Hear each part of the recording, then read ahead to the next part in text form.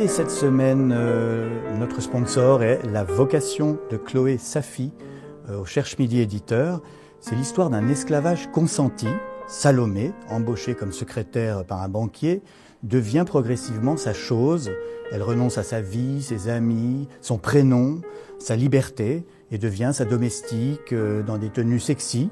Elle subit des châtiments corporels et même des opérations de chirurgie esthétique. Alors le livre est présenté comme un témoignage authentique, mais c'est peut-être une fiction sadomaso comme Histoire d'eau, vous voyez. Vous qui êtes l'auteur de Claustria sur l'affaire Joseph Fritzl, je rappelle qu'il avait séquestré sa fille pendant 24 ans dans une cave. Qu'est-ce que vous pensez d'une telle histoire, une femme volontairement séquestrée et esclave pendant 7 ans? Je pense qu'on est dans un autre univers parce que là, il avait séquestré sa fille, c'était un viol et c'était l'horreur absolue pendant 24 années. Là, on est dans une histoire classique SM et on ne saura pas si elle était vraie ou pas. Franchement, c'est pas tellement grave de le savoir. Non. Ce qu'on espère, c'est qu'elle était volontaire, soit dans la fiction, soit surtout dans la réalité. Voilà, oui, très très bien dit. Ben, je vous l'offre parce que c'est un des chocs de cette rentrée. Et je vous le rends. Ah bon? Pourquoi? Vous lisez vraiment pas vos contemporains? Je lis très peu, mais est-ce que vous l'avez lu? Oui, moi j'ai lu, moi j'ai trouvé ça assez troublant. D'accord. Troublant, oui, oui. Et bien écrit. Bon, allez, je le prends. Vous voyez, allez, je le prends. Vous voyez, Ouais. je voulais bien, je vous ai convaincu. Régis Geoffrey, donc bonsoir. Vous avez publié Papa en 2020 et Maman en 2025. Les gens vont croire que vous faites, comme beaucoup d'autres, dont moi, écrire sur ses parents. Alors qu'est-ce qui se passe en ce moment? Pourquoi est-ce qu'il y a beaucoup de livres sur les parents? Est-ce que vous avez une théorie là-dessus? Non, je pense qu'il y en a toujours eu. Enfin, ce qui me concerne, moi, j'ai 2 parents, donc il y a eu mon père, mais j'avais quand même plus de 60 ans quand je l'ai écrit, j'avais 64 ans, je crois. Et là, c'est ma mère, donc j'ai 70 ans, et donc on va espérer que je vive pas trop vieux, parce qu'après, je sais pas qui je vais trouver, les grands-parents. Mais ça va ça va à l'encontre de mes idées d'écrire sur ses parents. Je sais. J'ai jamais voulu écrire sur moi, Jamais. sur mes parents, Mais oui. sur personne. Et là, j'ai été presque obligé de le faire, et puis j'ai compris pourquoi je voulais pas aussi. Oui, oui. Alors votre œuvre, Régis Geoffrey, est immense, tentaculaire, vaste, ambitieuse. J'avais parlé de vous dans mon dictionnaire des écrivains vivants. Je vais prendre la notice qui vous concerne. Pardon, c'était pas prévu, donc évidemment c'est mal fait. C'est pas ce que vous avez écrit de mieux sur moi. Ah, c'est vrai? Vous avez oui, pas aimé? mais non, Ah bon? c'est intéressant, mais je trouve que vous avez écrit beaucoup mieux. Oui, j'ai vous écrit avez beaucoup. C'est un genre littéraire pour vous presque, parce que vous Écrire avez sur Régis Geoffrey? énormément sur moi. C'est vrai, j'ai beaucoup écrit d'articles sur vous parce que je suis un fan de Oh, votre œuvre. je suis pas très correct de dire ça. Non, mais pas du tout, mais vous avez... Je retire tout. Pas du vous tout. couperez le montage. Donc j'évoquais donc les 3 tomes des 500 microfictions en 2007, 2018 et 2022. Vous préparez d'ailleurs un 4e tome, je l'ai appris dans Il est Maman. écrit. Voilà, avec 500 microfictions de plus, ce qui nous porte à un total de 2000. Et vos grands romans des débuts sont Clémence Picot en 1999 et Univers, qui avait obtenu le prix Décembre en 2003. C'était des tentatives d'épuisement de l'imaginaire, en fait. Clémence Picot, elle essaye de faire cuire un gigot d'agneau et elle imagine tout ce qui pourrait lui arriver. Et qu'est-ce qui vous a conduit à cette exploration du conditionnel dans vos débuts? Je crois que c'était un peu l'état naturel, parce que j'essayais En fait, quand on écrit, moi, quand j'ai commencé à écrire, je savais pas quoi écrire. Alors, j'avais un imaginaire terrible, important, mais justement un peu trop. J'aurais voulu écrire sur quelque chose qui a un rapport avec le réel. Parce que mon premier livre, c'était sur l'histoire d'une vieille dame qui se réincarnait. Oui. Mais c'était extravagant. J'ai toujours essayé d'être dans la réalité. Et finalement, le conditionnel, ça me permettait de raconter le réel en racontant justement de façon imaginaire. Ce qui aurait pu arriver. Voilà, parce que raconter la réalité, je me suis toujours dit qu'on l'a recopié, ce qui est faux, parce que j'ai essayé comme si c'était un peintre, mais justement un peintre qui recopie les réalités, c'est l'hyperréalisme, c'est toute la difficulté de la chose. Et je crois qu'au départ, enfin j'ai surtout eu, quand j'étais gosse, je photographiais. Et j'avais je savais pas quoi photographier. J'aimais photographier, j'aimais développer, bon, c'est un truc que plus personne ne connaît, mais l'image qui apparaît dans le laboratoire, etc. Et il y a une magie, il y a une magie. Mais il y a une même magie quand vous écrivez. Parce que souvent, c'est le on a même l'impression- phénomène, oui, quand on écrit, le même phénomène. Et c'est ça, il y a un révélateur. voilà. Et quand vous écrivez, souvent, on vous suit, on suit votre pensée, on se dit, tiens, il est en train de bifurquer, d'improviser, et vous n'écrivez pas la phrase qui était prévue. Vous adorez ça. Finalement, vous commencez une phrase sans savoir où elle va. Mais je sais jamais où je vais. En même temps, j'essaie d'avoir une grande rigueur. Alors, ce qui se passait avant, c'est que j'écrivais assez vite, dans une sorte de fièvre. Mais je réécrivais le livre pendant au moins 1 an à chaque fois. C'était assez terrible. Je ne sais pas comment. Il y avait ces deux mouvements. Et là, le phénomène de l'écriture, j'ai jamais su trop comment l'expliquer. Mais maintenant, on peut peut-être plus l'expliquer avec ChatGPT-4. Oui. Parce que finalement, ChatGPT arrive à reproduire l'écriture. Ah, je peux raconter quelque chose Oui, bien sur vous et moi d'ailleurs. Ah bon? Oui, j'avais fait un essai il y a 2 ans. Il y a 6 mois, je sais plus, écrire une microfiction à la façon de Régis Geoffrey. Oui. Alors donc, bon, j'ai une microfiction, etc. Puis j'ai à la façon de Frédéric Becbédé. Et là, alors là, c'était, moi, la mienne était déjà assez caricaturale à l'époque. Maintenant, ils sont un peu plus doués. Et vous, c'était l'histoire d'une pauvre jeune fille qui vient de province et qui arrive à Paris. Ouais. Qui va dans les boîtes de nuit et qui a une vie assez... Prendre de la cocaïne. Et qui meurt d'une overdose dans les toilettes d'une boîte de nuit. Et c'est pas ça, c'est qu'ensuite, il y a ChatGPT qui se choque lui-même et qui dit « la drogue », nous bannit, etc. Alors que c'était ChatGPT qui avait Ah oui, d'accord. écrit. Ça aurait été bien Voilà. si ça pouvait faire imploser le logiciel. Mais il a implosé lui-même, mais il a fait beaucoup de progrès. Et maintenant, la dernière fois que j'ai demandé d'écrire une microfiction à la façon de Régis Geoffrey dans un avion, non, avec avion simplement, Oui. j'ai eu une histoire qui était très bien. Qui était bien, oui. Et comme je me souviens pas de toutes les microfictions, si on me l'avait donnée, j'aurais dit oui, elle est de moi. Et je me suis dit, elle est un peu caricaturale, mais je me suis dit, moi, ça doit m'arriver quand même d'être un peu caricaturale aussi. Donc, non, déjà, à cette époque-là, quand vous avez commencé à faire ces grands livres qui étaient très, très sulfureux, très provocateurs, très créatifs, vous étiez vraiment l'écrivain un peu de l'imagination et de l'horreur, on va dire, mais ça vous a pas suffi. Vous êtes allé vers le fait divers. Et donc, vous avez commencé par l'affaire Édouard Stern, avec ce livre qui s'appelait Sévère en 2010, qui vous a d'ailleurs valu un procès. Qui n'a pas eu lieu. Qui n'a pas eu lieu, tant mieux. Puis, vous avez traité l'affaire Joseph Fritzl dans Claustria en 2012, avant de vous occuper de l'affaire Dominique Strauss-Kahn, la balade de Rikers Island en 2014. Et là aussi, il y a eu un procès. J'ai été condamné en première instance et en appel. J'ai eu face à moi 3 avocats, dont Richard Malka, qui est quand même l'avocat de Charlie Hebdo, dont Maître Henri Leclerc, qui a plaidé avec haine et avec acharnement jusqu'à demander un report de procès parce qu'il avait une opération à faire, c'est lui qui l'avait dit, et avec l'avocat dont je ne me rappelle plus le nom, qui est l'avocat traditionnel de Chirac et de tous les autres hommes politiques. Donc il y avait ces 3 avocats. Alors pourquoi 3 avocats on peut se demander pourquoi on vient avec 3 avocats. Alors soit ça sert à quelque chose et ça me paraît guère républicain, soit ça ne sert à rien. C'est bizarre cet étalage de puissance. Non, mais bon. Mais j'ai été condamné. C'est vrai que c'est assez rare. Mon livre est toujours condamné. C'est-à-dire que mon livre, on peut le trouver en occasion. Mais on peut pas le trouver en numérique légal puisque les parties sont coupées. Mais j'appuie sur le fait que moi, je suis absolument pas favorable à la liberté d'expression qui permette d'accuser n'importe qui. Oui, n'importe alors quoi. ça c'est très intéressant. Vous en parlez beaucoup dans Maman, parce que vous avez beaucoup de scrupules à écrire sur votre mère qui est morte il y a peu de temps, qui à l'âge de 106 ans. Qui vous a eu très tard, à 41 ans. Vous étiez fils unique, et vous dites d'ailleurs, j'étais fils unique, donc c'est normal que j'ai une mère unique. Et c'est un très très beau livre, mais en même temps, vous avez énormément de prévention avec l'autobiographie. Vous avez d'ailleurs refusé d'écrire des textes autobiographiques presque toute votre vie. Oui, j'étais contre l'autobiographie. En même temps, il y avait une raison, c'était que je voulais pas parler de mon père. Ça, alors à partir du moment où j'en ai parlé dans Papa, c'est-à-dire le fait qu'il soit sourd, qu'il soit handicapé dans un milieu bourgeois qui avait rien de terrible, mais bourgeois. D'ailleurs, ça aurait été un autre milieu, pas bourgeois. Je pense que ça aurait été la même chose. Mais enfin, il se trouve, c'est toujours handicapant pour un fils handicapé, j'allais dire. Voilà. Donc j'avais même adulte je dirais pas cette pudeur, cette honte carrément, on va dire ça. Oui, mais le livre parlait aussi surtout de son arrestation par la Gestapo. Oui. C'est à cause de ça que je l'ai écrit. Oui, et vous avez découvert à la télévision des images de votre père arrêté, menotté dans le dos et emmené dans une fourgonnette par la Gestapo. Et vous vous êtes demandé qu'est-ce que c'est que cette histoire, personne m'en avait parlé.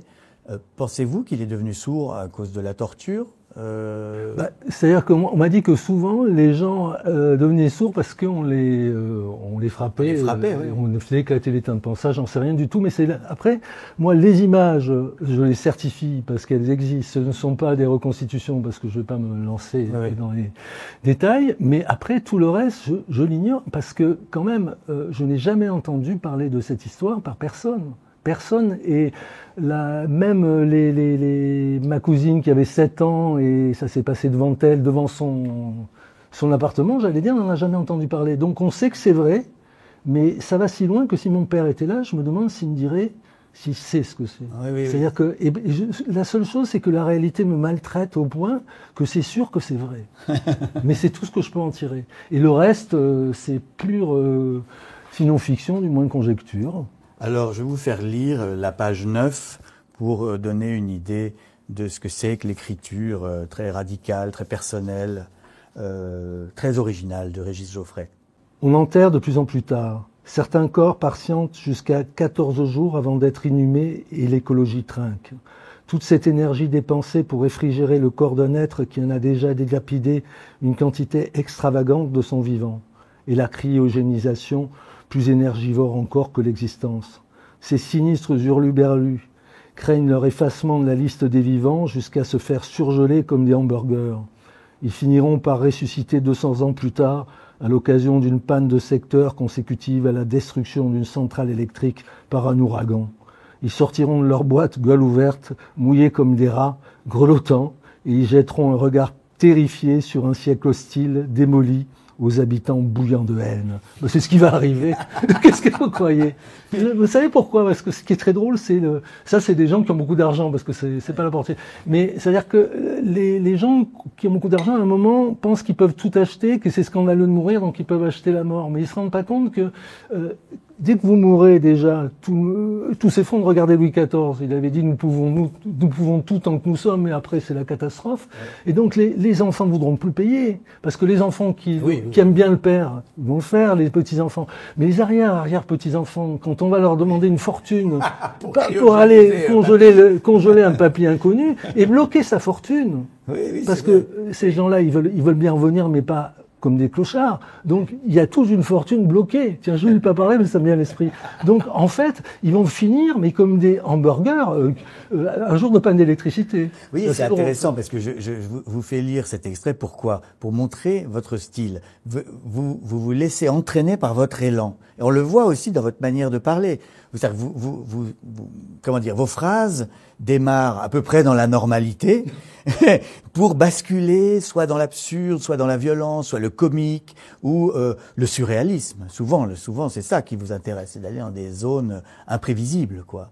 Me trompais-je? Non, je sais pas, c'est l'écriture qui m'entraîne, mais je pense mais je pense que l'écriture entraîne l'écrivain, comme la peinture. Je pense que finalement, c'est un peu l'ivresse de l'art, l'ivresse des couleurs, l'ivresse, même pas des mots au sens, non, c'est plutôt que la langue, c'est la réflexion, moi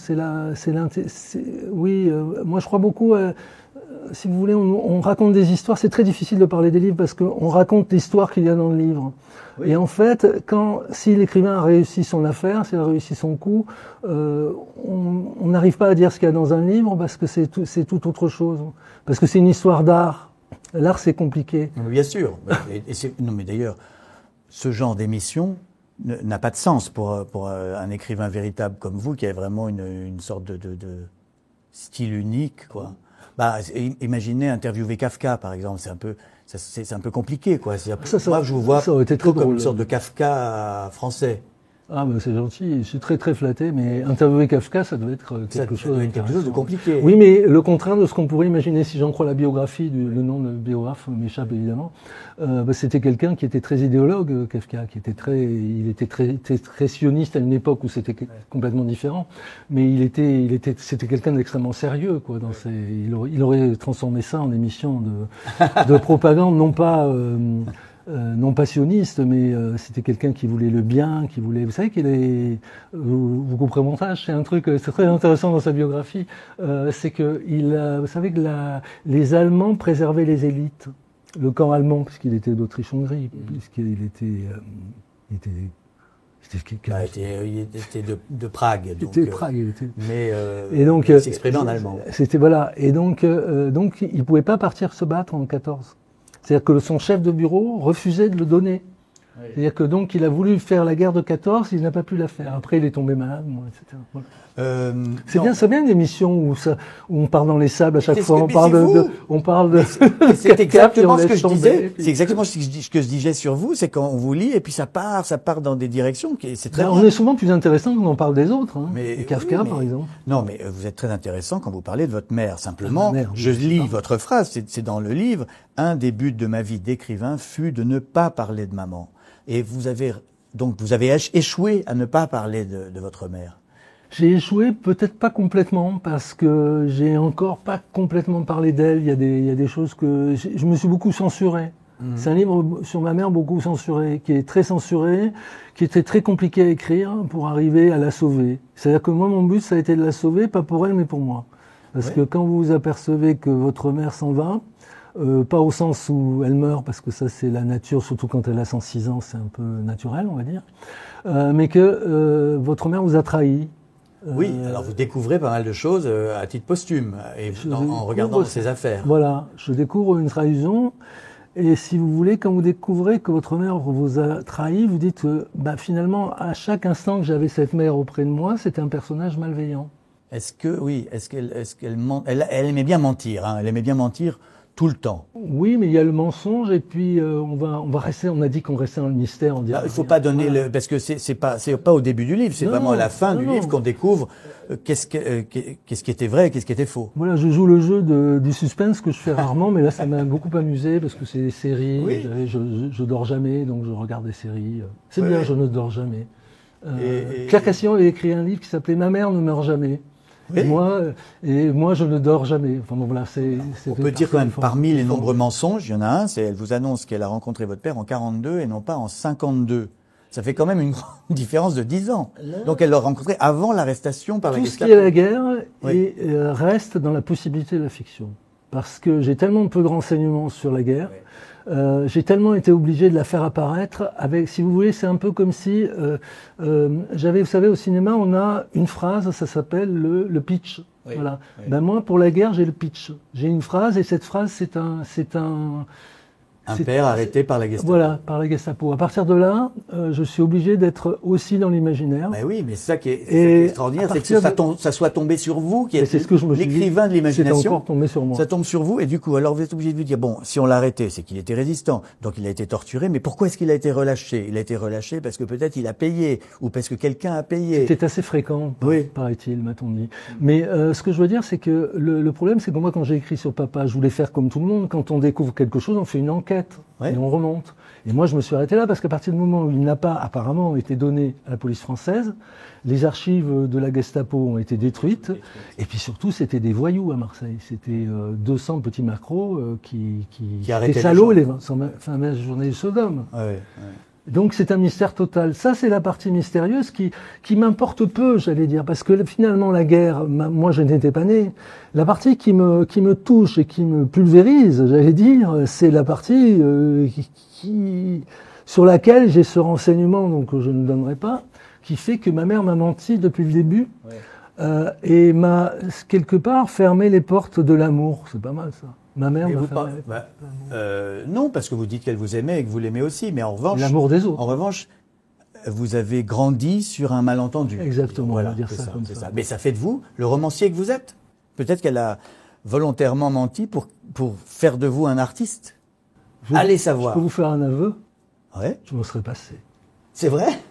Vous n'êtes pas heureux comme écrivain. C'est pas ça, mais je veux dire, je pense pas du tout que les malheureux fassent des artistes. Je pense que, je vais vous dire quelque chose qui va me pulvériser à nouveau, je pense que c'est le talent. Je vais vous dire pourquoi, parce que, par exemple, moi j'aime bien dessiner, mais je suis vraiment pas doué du tout. Donc je ne serai jamais dessinateur parce qu'on ne va pas travailler quelque chose pour lequel on n'aura pas de résultat. Chanter, j'aimais bien chanter, j'ai enregistré dans le studio où on a enregistré The Wall, Miraval, mais j'étais pas au niveau à l'époque. Et donc j'ai œuvré dans le domaine où j'avais un petit don, c'est-à-dire l'écriture. Et je crois pas que c'est d'être malheureux qui fait les écrits. Mais j'ai pas dit malheureux, j'ai dit de vivre dans un mensonge. de vivre, d'avoir entendu des mensonges. Je ne savais pas. Oui, vous ne saviez pas. Je l'ai su à 65 ans. Oui, c'est vrai. À 66, pardon. Je ne savais pas. C'est ça qui est fou, c'est que j'ai vécu dans le mensonge en croyant que c'était la vérité.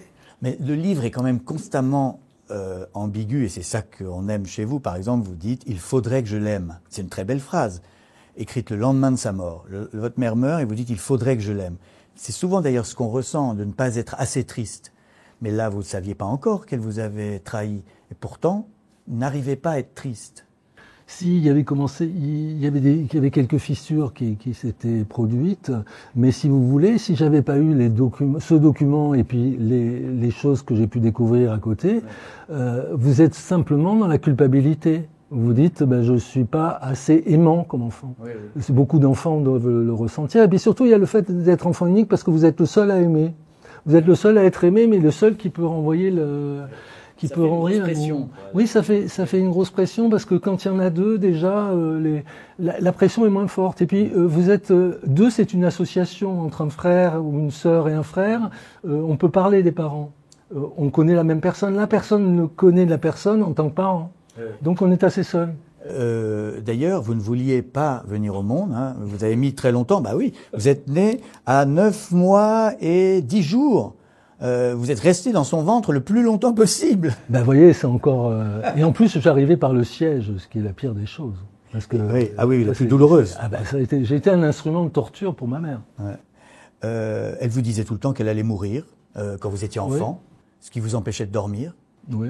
Je crois que là, partons de la cause de mes insomnies, je sais pas pour l'art, mais la cause des insomnies, oui. Et oui, je me suis rappelé de quelque chose qui est pas dans le livre. Je me suis rappelé l'autre jour, c'est qu'elle me disait donc qu'elle écrivait des testaments pour sa mort, quoi, et l'usage qu'on ferait de moi après sa mort.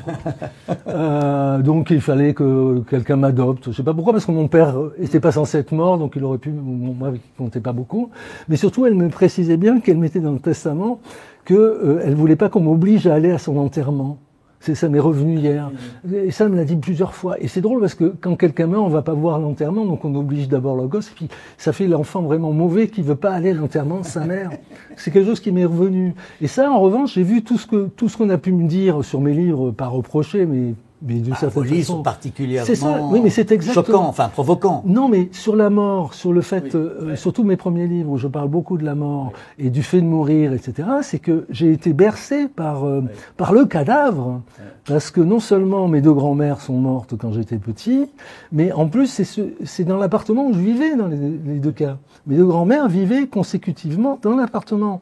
Donc tout le carnaval des croque-morts avec la neige carbonique, les cercueils, enfin quelque chose épouvantable. Et puis finalement, c'est l'événement exotique qui est arrivé dans ma vie d'enfant, parce que moi, il se passait rien de spécial d'autre que ça. Mais vous dites que votre enfance était heureuse quand même, hein? Mais c'est une pétition de principe, Frédéric. Non, il faut dire. Vous pourriez dire j'avais une mère toxique qui était folle et qui était nuisible. Certainement pas. Parce que je vais vous dire pourquoi. Parce que c'est pas grave de dire ça. Si, c'est très grave. Parce que je supporte plus les enfants malheureux. Non. Quand on voit les enfants exploser, je parlais d'explosion, c'est le mot du jour. Quand on voit les enfants, même en France, qui ne sont nourris qu'une fois par jour par la cantine, je pense qu'il y en a absolument assez. C'est le syndrome Vipère au point, qui est un scandale total. Parce que ce Hervé Bazin qui a exploité sa mère jusqu'à la fin, il y a même une photo dans Paris Match où il est devant le lit de mort de sa mère, ce qui est quand même d'un bon goût extraordinaire, n'a pas eu une enfance si malheureuse que ça. Il a eu une enfance qui était très quelconque à l'époque. C'est une enfance de bourgeoisie paysanne de province, je ne sais pas comment dire. C'est pas du tout une enfance en fait, c'est ça, extraordinairement mauvaise. On dit il n'était pas aimé par sa mère. Bon, déjà il y avait une fratrie, déjà il y avait tout un ensemble. C'est scandaleux. Vous savez ce que disait Marcello Mastroianni? Marcello Mastroianni, on lui prête cette... Mais il paraît que c'est dans Intervista, donc c'est vrai qu'il l'a dit. Il a dit, un acteur qui travaille n'a pas le droit de se plaindre. C'est-à-dire qu'un acteur qui vit de son travail, un écrivain qui vit de son écriture ferme sa gueule. Il est heureux, il a eu une vie heureuse, il a eu une enfance heureuse, et il a sauvé tout le monde, sa mère y compris. Ma mère m'aurait battu, je la sauverais quand même. Elle m'aurait crevé un œil, je la sauverais quand même. Je suis là pour ça. On est là pour sauver les gens. On a le privilège d'être rémunéré, pas extraordinairement, mais avoir vraiment de quoi de pouvoir vivre de ce qu'on dit, c'est-à-dire que ces paroles est une valeur et qu'on vous dise, bah, c'est votre travail, c'est votre métier. On est là pour quand même, si vous voulez, il faut savoir se tenir un peu. Non, moi, c'est je comprends ça. L'idée qui me vient, moi. Oui, non, mais je comprends. C'est vrai qu'il y en a trop de livres larmoyants et misérabilistes, et vous voulez échapper à ça. Je comprends. Mais en même temps, vous dites aussi des choses qui sont, c'est vrai, c'est un peu comme un anti-livre de ma mère d'Albert Cohen, où il était très, voilà, ça n'était qu'une déclaration d'amour. Là, c'est plus cruel, plus lucide, plus sincère, je sais pas, compliqué, quoi. C'est infiniment complexe. Oui. Mais si vous voulez, l'événement qui a sauvé ma mère et qui m'a sauvé moi, finalement, c'est la naissance de ma petite fille.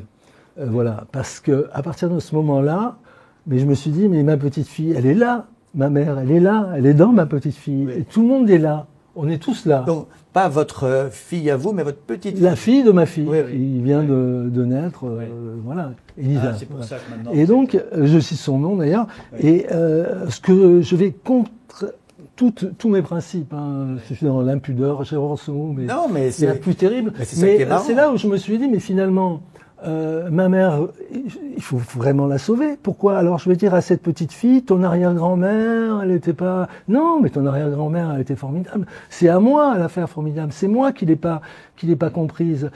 Finalement, l'histoire d'un fils et d'une mère, quand le fils a passé la barrière des âges, c'est une affaire entre adultes. Oui. C'est deux adultes. Alors, j'arriverai peut-être pas à son âge, c'est probable, mais parfois on dépasse l'âge de ses parents. Je vais bientôt dépasser l'âge de mon père. Donc, c'est deux adultes. Il faut, si vous voulez, le bonheur, c'est très artificiel. Si vous l'inventez pas, vous avez la joie, le sentiment, par exemple, quand vous deviendrez grand-père, vous avez beaucoup de chances de devenir plus que moi, puisque vous avez 3 enfants, je crois, voilà. Quand vous deviendrez grand-père, vous verrez que vous avez quelque chose d'extraordinaire, le moment d'adrénaline quand vous êtes grand-père, vous l'avez quand vous êtes père, mais quand vous êtes grand-père, c'est encore quelque chose de différent. Mais après, le bonheur, il faut le construire. Surtout quand vous êtes grand-père, vous vous apercevez que vous avez une responsabilité tout d'un coup. D'ailleurs, vous avez là un physique maintenant de patriarche. On voit le patriarche. Voilà. Plus le jeune écrivain scandaleux. C'est fini. C'est fini c'est tout terminé. Ça. Non, mais moi ça m'intéresse cette culpabilité que vous avez sans cesse. Je lis des extraits du livre. Une fois leur mère morte, les enfants l'inventent. Plus loin, vous dites, lui dire je t'aime m'aurait soulevé le cœur, comme si j'avais été contraint sous la menace d'un revolver de l'embrasser sur la bouche. Donc ça vous choque de dire je t'aime. D'ailleurs, aujourd'hui, tous les enfants disent je t'aime à leurs parents, les parents disent je t'aime toute la journée. C'est un peu sirupeux. Mais je sais pas, oui, vous l'avez dit, c'est de la pudeur qui vous empêche. Je crois pas du tout, non, c'était que j'avais pas envie de lui dire je t'aime. Et si vous voulez, là c'est quelque chose de plus profond qui vient beaucoup plus tard. C'est quelque chose de plus, de plus... Finalement, ce livre, ça a été difficile de l'écrire, pas tellement sur un plan littéraire, mais sur un plan humain.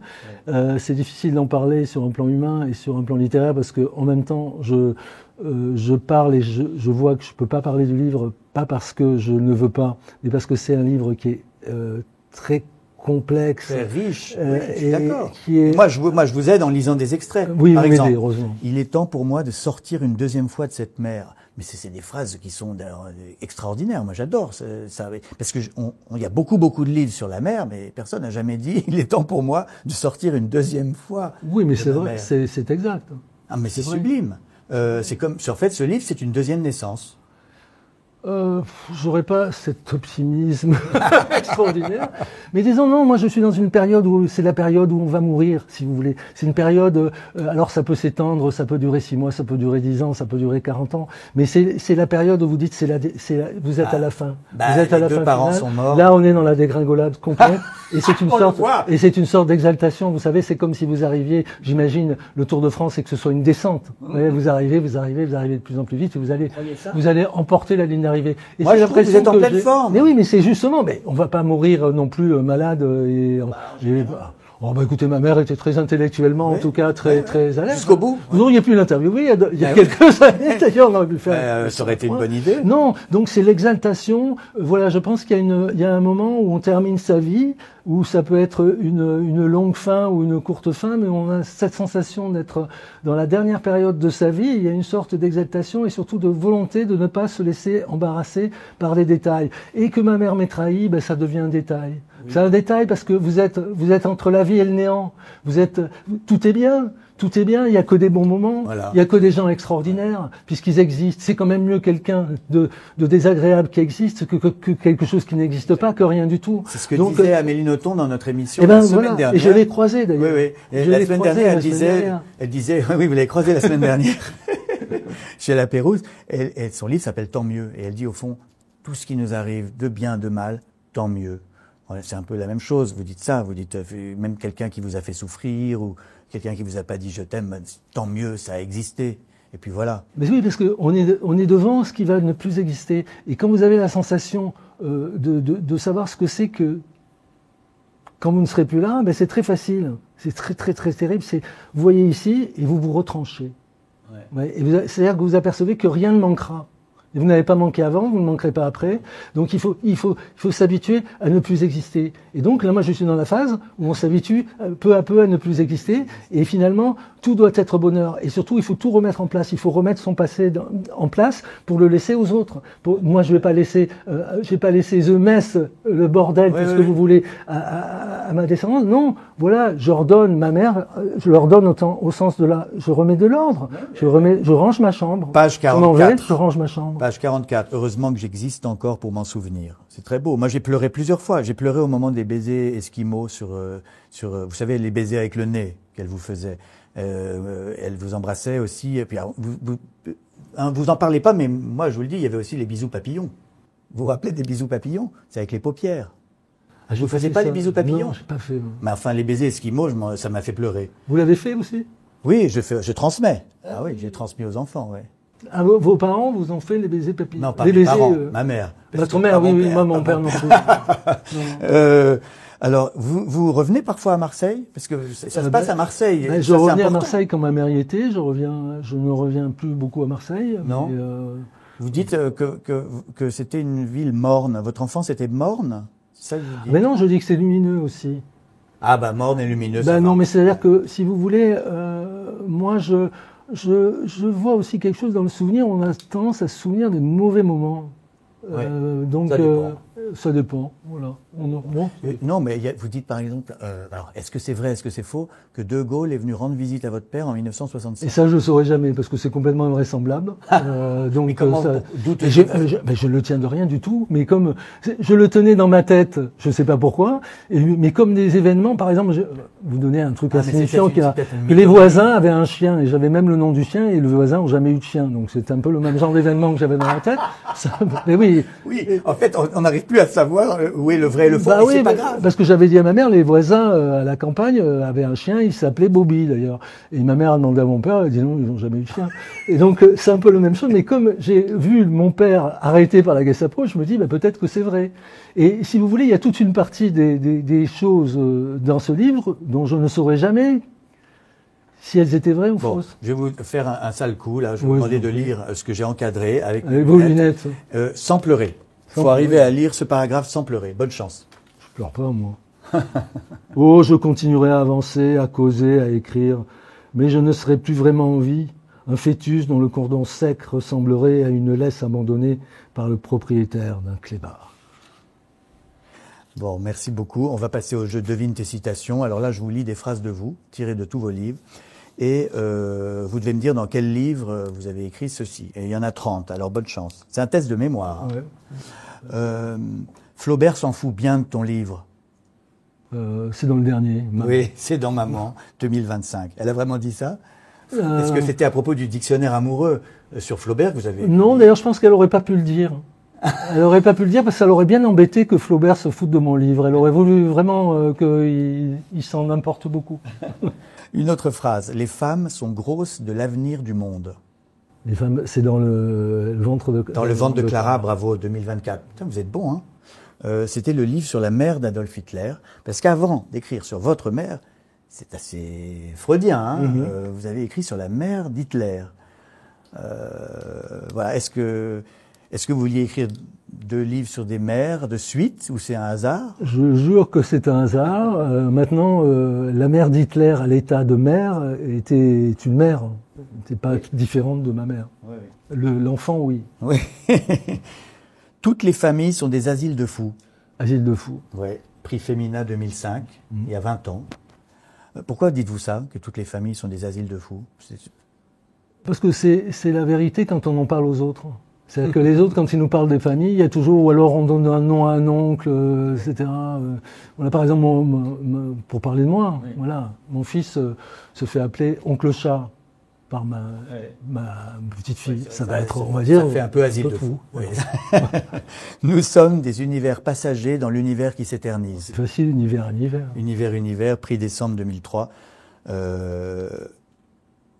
Donc c'est là où il y a la femme qui fait cuire un gigot. Oui, tout à fait. Oui, je me suis trompé, je l'ai attribué à Clémence Picot tout à l'heure.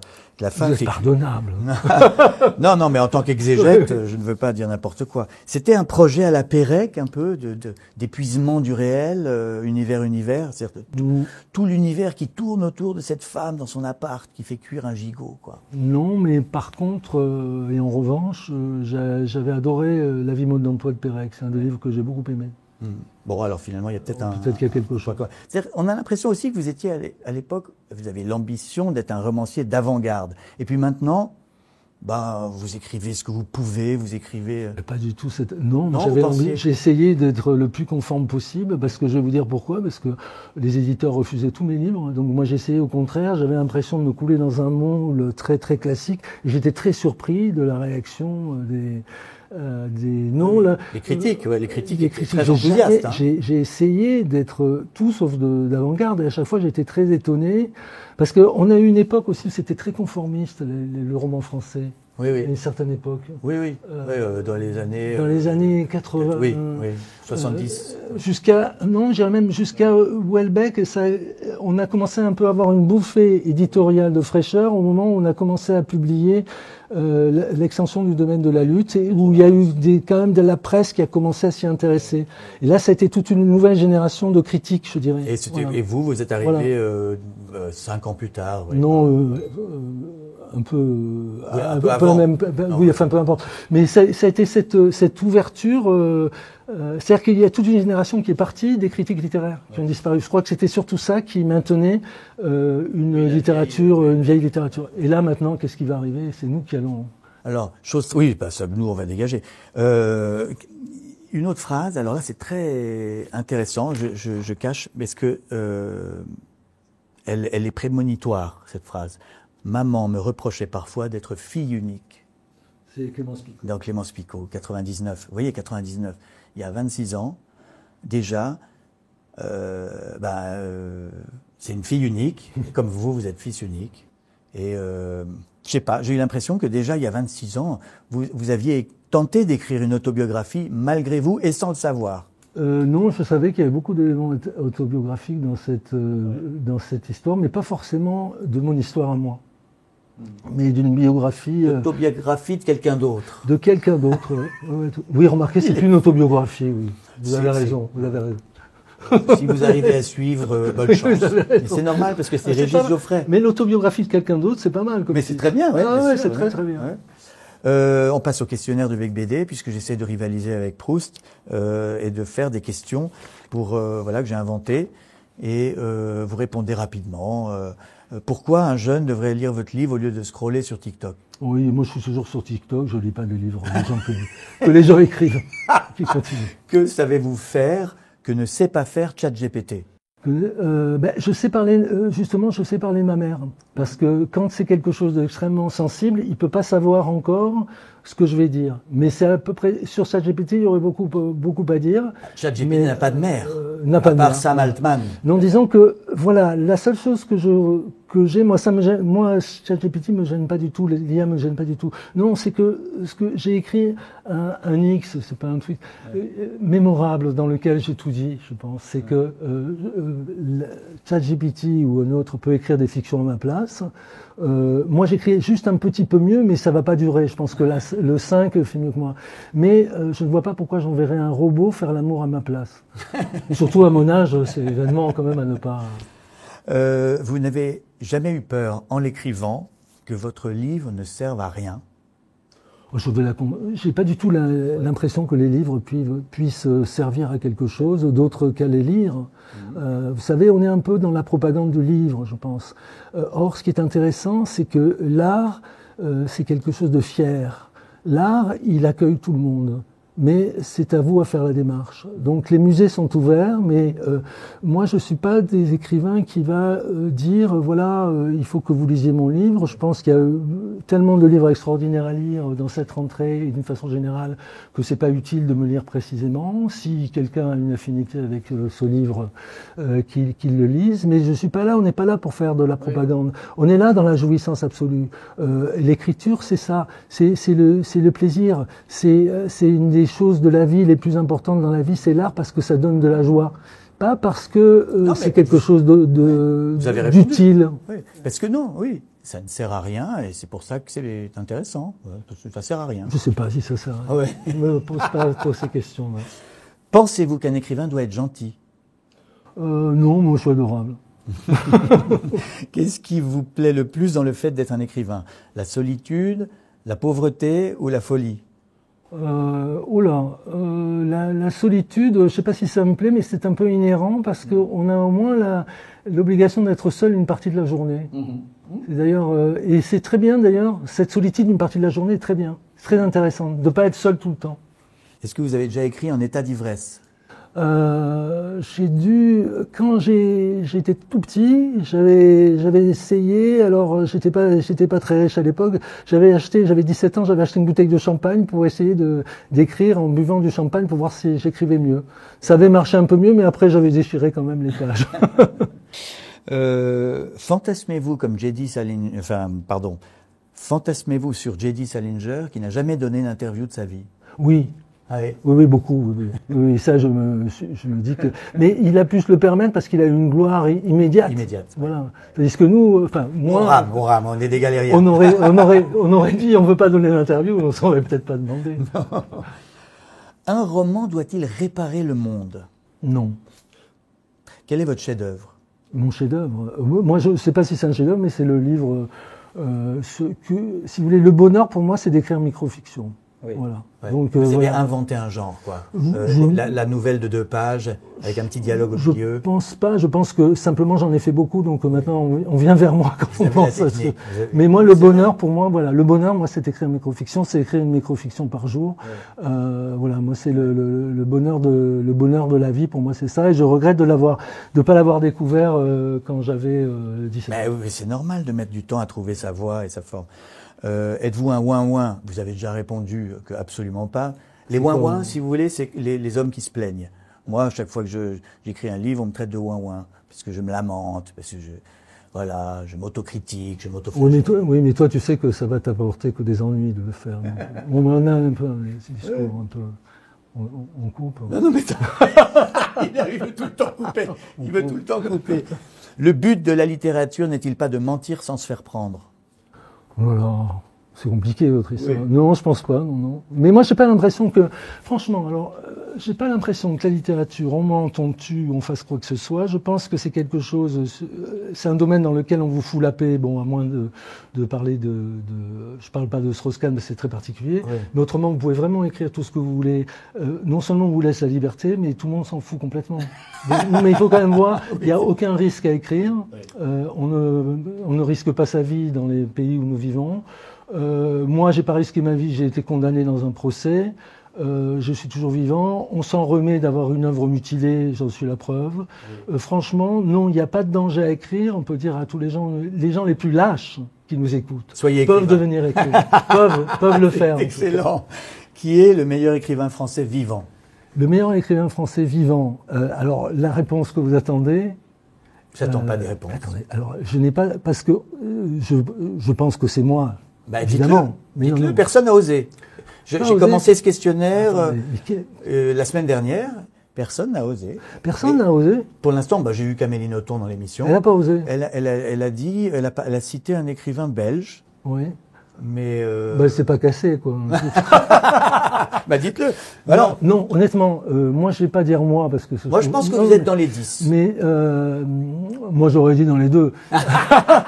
Et l'autre c'est qui? Non, c'est pas ça. C'est que franchement, pour parler des grands écrivains français, ou le plus grand écrivain français actuel, qui est le plus considéré, c'est Houellebecq. Ouais. Et je trouve que c'est un grand écrivain. J'ai eu tout à fait de respect pour beaucoup de choses qu'il a écrites. Carrère, pour penser à ce à quoi on pensait, c'est la même chose. Ouais. J'ai tout grand respect pour Quignard. Ouais. Modiano est prix Nobel, mais à part ça, je suis pas délirant sur Modiano. Ouais. Mais Pascal Quignard, il y a Michon pour lequel j'ai beaucoup de respect, donc on va arriver à plus de 10. Je n'aurais, si vous voulez, j'ai la fâcheuse habitude de prendre la perche, c'est-à-dire, et même quand il n'y a pas la perche, je veux dire allez, il y a une connerie à faire, je vais la faire. Donc, mais honnêtement, il y a aussi un problème qui se pose, c'est que moi, ce que je pense, parce que quand on regarde l'histoire qui est beaucoup plus rieuse, avec l'âge on emploie des adjectifs rieuse, l'histoire est beaucoup plus rieuse. Je me demande si les grands écrivains de demain ne seront pas dans ces catégories dans les noms qu'on a cités. Je me le demande parce que je pense que les grandes œuvres actuellement ne sont pas forcément des œuvres qui ont leur place dans le commercial, dans le commerce ou même dans l'édition traditionnelle. Donc je ne suis pas certain du tout que ce soit parmi ces grands écrivains du monde, c'est un auteur de manga ou un auteur... Non, même un auteur de romans, mais qu'on ne voit pas passer. Ouais. Qu'on ne voit pas passer parce que on est tout le temps en train de s'auto-congratuler, si vous voulez, et c'est à peu près le même cercle. Ouais, je m'aperçois que c'est à peu près le même cercle et peut-être que ça se passera pas là, si ça se passe quelque part, parce que de toute façon, d'abord c'est assez dérisoire de pas. On est quand même assez illuminé. On parle de choses où on sera plus là, donc ça n'a aucun intérêt. C'est une question qui est passionnante, mais on va s'arrêter là. Oui. Bon, la phrase de vous dont vous êtes le plus fier, tiens. La phrase de moi dont je suis le plus fier. Une que j'ai dite tout à l'heure. Nous sommes des univers passagers dans l'univers. Non, une que j'ai inventée dans l'émission. Non, je sais pas, je suis pas très fier. Je suis pas très fier, au contraire. J'ai même un problème, c'est que quand je vais sortir de ce studio, enfin de la Pérouse, je vais vous appeler en disant tu pourras couper ça. J'ai toujours l'impression d'avoir dit que des choses que j'aurais mieux fait de ne pas dire. La question Fahrenheit 451, si les livres étaient interdits, quel livre seriez-vous prêt à apprendre par cœur pour le sauver? Non, franchement, non. Non, même pas les Illuminations, même non, pas... Non, j'apprendrai rien par cœur, non. Non, je suis fatigué. trouver des jeunes gens, non, franchement, passer les temps qui me restent, c'est apprendre par cœur un livre, non, merci. Quel est le livre qui vous a sauvé la vie? Le livre, alors sauver la vie, vous savez, c'est pareil, je serais un peu plus modéré, mais non, un livre que j'ai adoré, et c'est 1000 plateaux de Deleuze et Guattari. Un livre dont j'aurais beaucoup de mal à parler parce que justement c'est très difficile à comprendre et je ne l'ai pas complètement compris. Et justement c'est ça ce qui est extrêmement intéressant dans le livre de Guattari et de Deleuze. C'est cette philosophie d'ailleurs où on n'est pas sûr de tout comprendre. Par exemple le devenir animal est quelque chose qui me fascine et je serais bien incapable de vous expliquer. Voilà. Quel est votre âge mental ? Alors mon âge mental, il faut pas faire comme Lacan qui avait dit 5 ans, je sais pas du tout, mais mon âge mental, c'est 70 ans et ça n'est pas drôle, Frédéric, et ça n'est pas drôle. Merci beaucoup Régis Geoffrey d'être venu dans cette émission. J'ordonne à tous les gens qui nous ont écoutés de lire Maman aux éditions Récamier. Abonnez-vous à notre chaîne YouTube, Conversation chez la Pérouse. Voilà, merci et respect infini à Régis Geoffrey et à sa folie. Et puis, alors vous allez être très fâchés parce que je vais dire quelque chose avec lequel vous n'êtes pas du tout d'accord, mais je le dis à chaque émission. N'oubliez pas, lisez des livres, sinon vous allez devenir idiot. Moi, je suis d'accord avec vous. Ah bon?